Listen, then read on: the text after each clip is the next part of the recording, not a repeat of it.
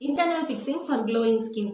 இன்னைக்கு சின்ன குழந்தையிலிருந்து பெரிய ஆட்கள் வரைக்கும் ஒரு அழகான க்ளோயிங் அப்பியரன்ஸ் வேணுங்கிறது தான் ஆசைப்படுவோம். அந்த ஆசைக்காக பல காஸ்மெட்டிக்ஸாக இருந்தாலும், க்ரீம்ஸாக இருந்தாலும், இல்லை ட்ரீட்மெண்ட்ஸாக இருந்தாலும், அது எவ்வளோ காஸ்ட்லியாக இருந்தாலும் நம்ம கண்ணை மூடிட்டு யூஸ் பண்ணுறோம். பட் என்னதான் அவுட்டர் அப்பியரன்ஸை மட்டுமே ஃபோக்கஸ் பண்ணி தேய்த்தேன்னு தேய்ச்சாலும் இன்டர்னலாக ஃபிக்ஸ் பண்ணாத வரைக்கும் க்ளோயிங் ஸ்கின் கிடைக்காது. இன்டர்னல் ஃபிக்ஸிங்க்கு மெயினாக 4 விஷயம் தேவை.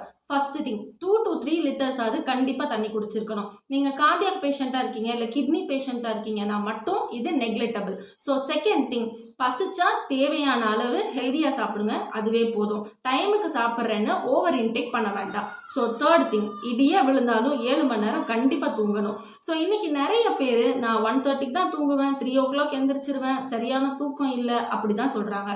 7 hours நல்லா தூங்குறேன்னு சொல்கிறத கேட்டாலே பிளஸ்டாக ஃபீல் ஆகுது. So fourth, quit smoking and alcohol. காமனா எல்லாருக்குமே தெரிஞ்சது தான் both kills our human body. So இது எல்லாமே நான் ஃபாலோ பண்ணி எக்ஸ்டர்னலாகவும் நல்லா ட்ரீட் பண்ணிக்கிறேன், பட் ஆனால் ஒரு க்ளோயிங் கிடைக்கலன்னு யோசிச்சிங்கன்னா ஒரே ஆன்சர், ஹாப்பி மைண்ட்.